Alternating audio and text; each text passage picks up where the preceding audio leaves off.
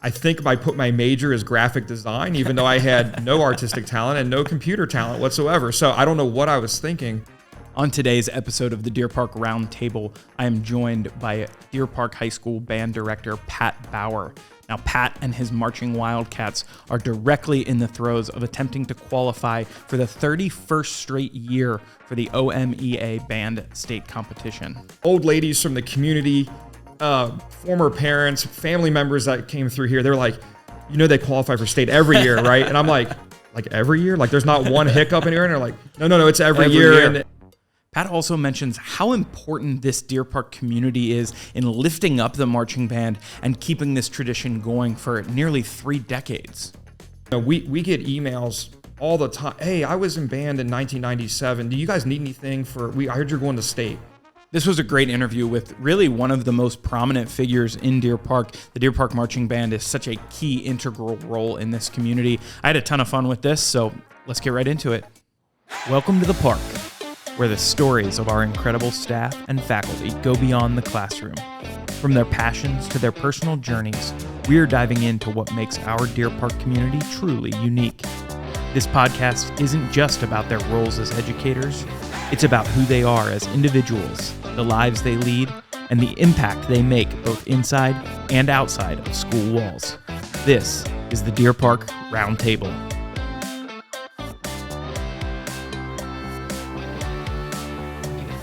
Pat Bauer. Hello. Welcome to the Roundtable. Thank you for having me. Yeah, of course.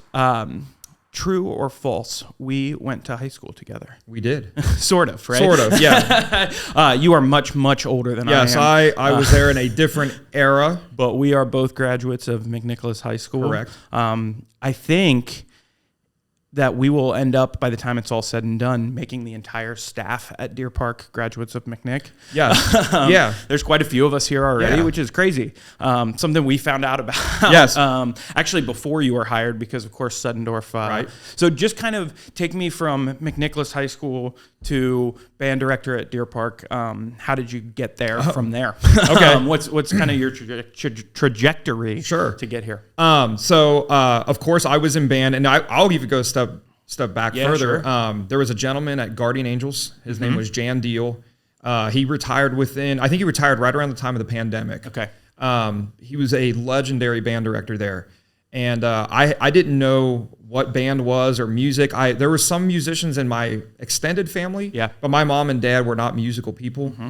And so when they said, hey, join band, and forgive my general music teacher, I just didn't like her very much, but she was a great musician. I look back and I'm like, I should have probably been a better student in there. But the pitch to join band was, well, you don't have to go to general music anymore. I'm like, okay, sign me up. I'm in. And when I look back on that and give a more honest assessment, like, no, I did like music and I liked playing music. And so Jan Deal, at the same time that I happened to be going through the system there, was kind of getting the band going. So it was a sense of timing in that program. Yeah. And so the same thing kind of happened at McNicholas High School. Mm-hmm. The band at McNick was traditionally not very good. And little by little, before I got there, Rob Brown was the band director, and then eventually Cliff Towner. And those gentlemen were kind of going through a band building process as well. And I happened to arrive at the time when that wave was getting ready to crest. Yeah. So once again, it was just a matter of luck. And then I really wasn't intending on being a band director coming out of high school. I think I put my major as graphic design, even though I had no artistic talent and no computer talent whatsoever. So I don't know what I was thinking, but I did. I got into and went to NKU, and I think in my brain, my original idea was, well, I'll take some classes for a year and then kind of figure out what I want to do, and then maybe transfer to another university depending on the major that I settled on. And then the year following my graduation from McNick, I went to all of their competitions. I eventually started helping Keith Nance and Cliff Towner with some like very minor rehearsal things. And I was like, I have to do this. Like this, it's not a matter of, well, I kind of like this. No, like it was part of who I was. And I didn't realize it until I graduated. So I went and switched my major in the middle of my freshman year at NKU, and here we are. Yeah. My first job was at Norwood, and that band was in disarray. Yeah. We ended up making it pretty good. And And then an opportunity opened up here where Matt Suddendorf, who also McNick grad, and we were very good friends from high school, called me and said, I have an opportunity I think you'd be interested in, and I think you'd be good at it. And so I call that the phone call heard around the world, because that was in January of 2019. So we'll go backwards, but I want to jump forward for just a second, because you jumped into a position at Deer Park. It's crazy to say that a high school band teacher position has a lot of pressure. But the reality is there has been such an established culture of who our band is. What is that like when you decide? Did you know that coming in, or what's that process? Yeah, I made the joke during the interview, because during the interview process is when I really started to feel the gravity of that. And it's funny because I joke with people still, like, the interview process here is harder than it was to become the Pope. Like, to be the band director here, like, you know, and we're going to miss Jay next year, but I feel like the superintendent interview process may not be as arduous as the one that I went through. And so yeah, I started to feel that way. And, you know, during that process, I had board members, I had old ladies from the community, former parents, family members that came through here. They're like, you know, they qualify for state every year, right? And I'm like every year? Like, there's not one hiccup anywhere? And they're like, no, it's every year. And we don't really know what'll happen to you if it doesn't work out. And I'm like, oh. But we talk to the kids a lot about it, because it's cool, because it comes with a cool responsibility. Yeah. You know, you're a part of something that goes back so far, and it's really neat too that we still have teachers with us like Brenda Livingston, like Joe Vetter, that were there at the beginning of this process. And they're really good about kind of taking some of that weight off of your shoulders as the band director. They're like, yeah, we remember when it wasn't so good, and just enjoy this and have fun with it, and the response, you know, enjoy the responsibility, I guess is what I'm trying to say. So, yeah. I'm fascinated by the process of qualifying for, you know, I have zero background in music, specifically in band, but obviously there are factors that you have to meet to get in. So how, as you're looking at the beginning of the season, getting ready for band camp, what does that process look like? Of, you know, dumb it down for me, and in its simplest terms, how do you qualify for the state OMEA state competition? So I'll give you the nuts and bolts, and then I'll give you like the reality. There are 5 things that judges will judge us on, and 3 of them are music based and 2 of them are visual based. Yep. And in those 5 sections, let's call them, we have to get 3 superior ratings in order to go to state. Okay. So that is the functional thing. The problem with qualifying for state every year is that you are chasing an invisible line. In sports, there's a number. You can have a bad game, but as long as your number at the end of that game is slightly higher than the other teams, you win. Right. In the arts, you are taking the opinions of 5 people that, I mean, I've met most of these people, but we don't hang out, we don't talk, right? And they're invisible. Like, we don't really ever lay eyes. We see their silhouettes up in the press box, right? But they leave before they even tell us how we did. And so it's an invisible line. And as hard as they try, that invisible line changes a little bit every year. And so, like, some years I feel like the line's a little bit lower, and some of it might just depend on the schedule. It might depend on what competitions do you go to. Do you look better than the other bands that happen to be there that day? Do you look similar to a really good band that happens to be there that day? So there's a lot of factors that go into it. Long story short, I think the easiest way I describe it to people is we try to design a show that is hard enough to be interesting, but not too hard that the kids can't perform it. And that's the balance. And tonight at practice at Wednesday night practice, we will go out to the field, and we are still tweaking that balance tonight, even though we only have 3 or 4 weeks left. We haven't qualified yet. Right. So we are still tweaking that balance as we speak. And I have a yellow notepad that I write down. We have 4 or 5 ideas that just kind of float around all the time. Like, is this part too hard? Do we need to rewrite it for this kid? And it comes down to that. Like, it's a really neat process. I love it. For sure. Yeah. What, at the beginning of the year, as you are, you know, this year's theme is space. Yep. So, you know, as you're prepping for, is that a notebook that you keep 27 ideas ready to go for the beginning of the year, or is it something that you get together with Brenda, and, you know, where do the ideas come from? So it's just a tough question. And that's what I'm here for. Elton John said it best. He's like, you know, I write the music and Bernie writes the words, and that's the process that works for them. If you go to how the Beatles wrote music, it is a completely different process. If you go to the Rolling Stones, it's a completely different process. And I'll be honest with you, from year to year, sometimes that process changes. Wow. What has been working for us lately is I kind of settle on a couple themes. And I in my own brain, I will say, okay, this year's theme is going to be whatever, water.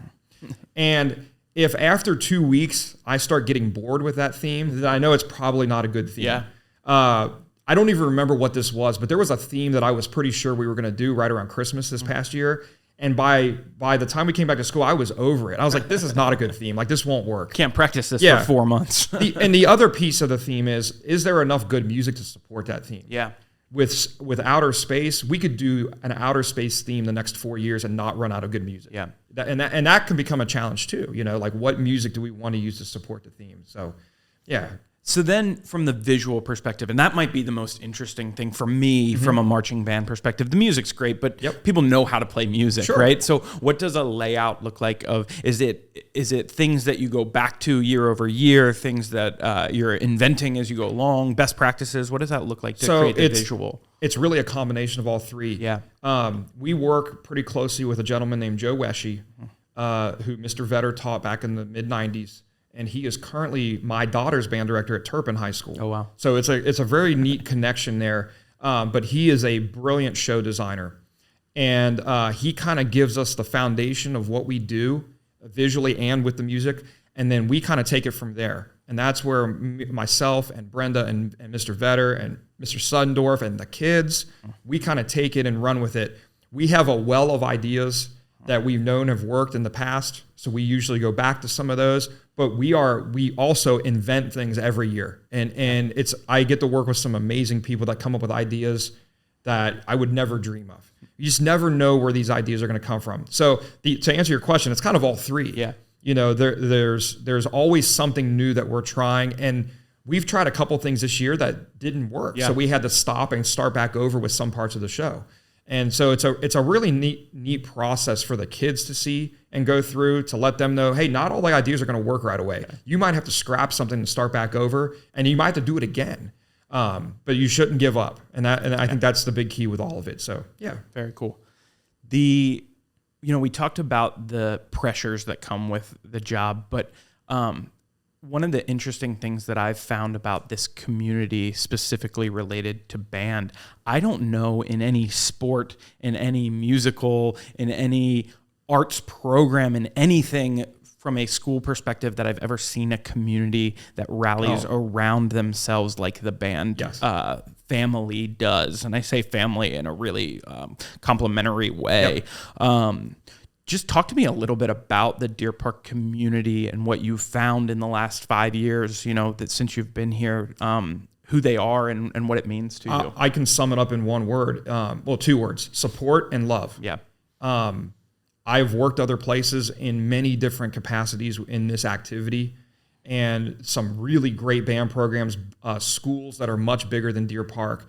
No one ever brought food to the band directors at Coleraine. Nobody ever brought Mr. Nance hot chocolate on a cool night of band practice at McNick. And that's what we have here. We have a lot of people, we get emails all the time. Hey, I was in band in 1997. Do you guys need anything I heard you're going to state. I heard you guys have a winter concert. You guys need anything for that? Yeah. I have an old trumpet. Can a kid play? The support is constant. It is genuine. People care about it. They ask me all the time if I run into them in Subway or at UDF. There'll be people I've never met. They're like, hey, did you guys qualify yet? I played clarinet in 91. How you guys doing? And that is genuine. The people genuinely care about it.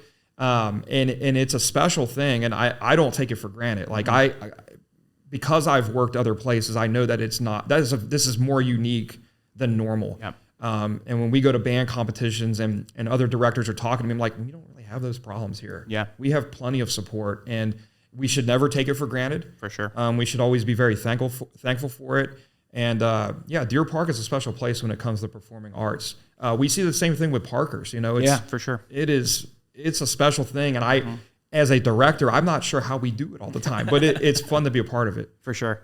What does a typical, I think you're in an interesting position because the band direction is such a huge part of your job, but you are still teaching classes every single day. What does a typical day look like for a band director at a high school? So in a smaller school district like Deer Park, we are, Mr. Vetter and I, we are basically the band directors for the entire district. Yeah. So we start at Amity in the morning. We start with the beginning band, and we basically work our way up through the grades as we go. And that can create challenges too. I can say things to a 12th grader that I can't say to a 6th grader. I can explain things to a 12th grader that I cannot explain. And if you're just teaching 10th grade, if you're just teaching 6th grade, I think you can get into a groove with how you communicate. And so that's the biggest piece, is the communication and the expectations. Because sometimes I'll forget. I'm like, oh, these are 6th graders. We can't do that yet. So that's part of it. And of course, I have jazz band thrown in the middle of that, which is, once again, that is a special thing that we have here that not a lot of schools have. We can focus on a smaller group and play, more commercialized music, more pop music, more recently written music, where the concert band's more of your classical thing. So that's a challenge too, because that's a different language. One of my favorite parts of the Christmas holiday concerts, by the way, is the jazz band. It's so much fun. And absolutely. It's one of the greatest parts of it. Side note. But I want to jump backwards for just a few minutes, because I do think we have this shared experience of this foundational education that we have. And I credit McNick with a lot of who I am professionally, personally, obviously, but we were kind of created in a situation where, like, we were taught how to succeed very young. Obviously we can go back to grade school, but I think high school for me is where it really started. Just talk about that foundation that was created for you, from a music perspective, from a, educational perspective. Yeah. I think the big thing that McNick did for me educationally is discipline.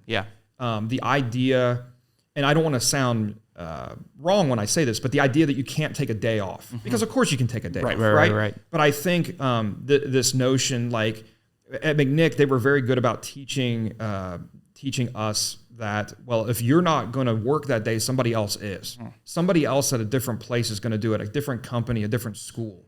And I think that's the one thing that we talk about a lot with the band. It's like, well, if we have a bad day with our band, that's okay. It's how you react to it the next day. But just remember, another band practiced today too, and they didn't have a bad day. So that means they're kind of winning the race that day. And it's hard because you don't see them practicing. It's not like we're out there, but you just you can kind of feel it, And so McNick was very good about teaching us that, not just with the arts, but in all of the subjects. Like, this is really your chance to kind of lay down that foundation. And no matter what you pursue, whatever interests you have, there's got to be an element of discipline to it.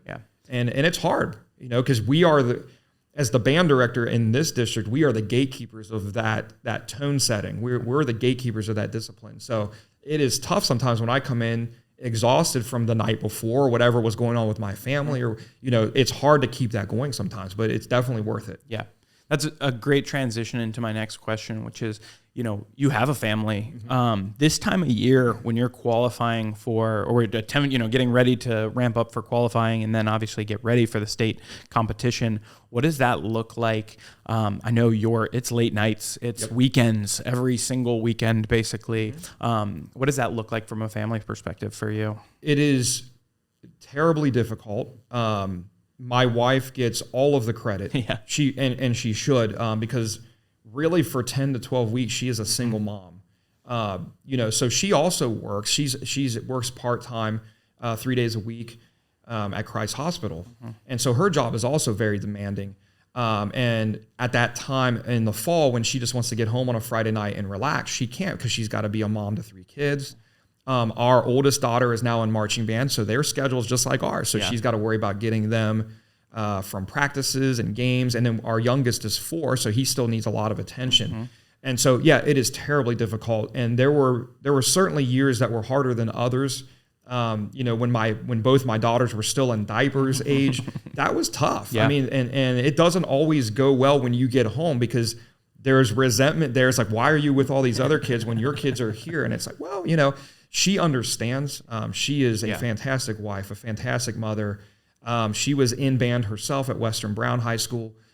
With all of that being said, it is tough. Yep. And if Joe Vetter was sitting in this spot, if Brenda Livingston was sitting in this spot right now, they would tell you the same thing. Like it takes a support system for the directors at home in order for this to be successful here.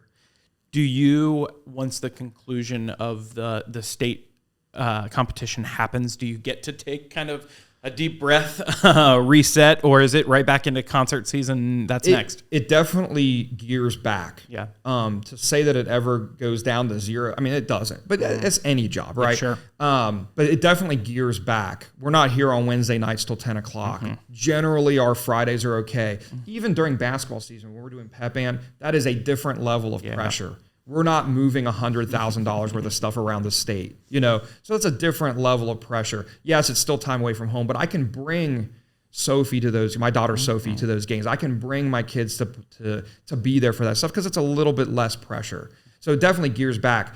Parker's is bad. Marching band is bad as far as a time commitment. Yeah. Otherwise, it's manageable. Yeah. Outside those periods. So.